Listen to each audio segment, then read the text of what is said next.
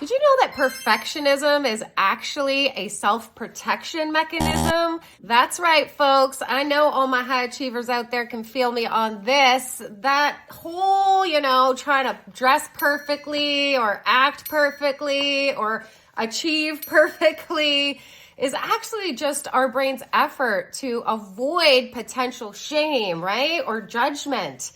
So this really isn't about striving for excellence or being our best selves. This really is about self-protection.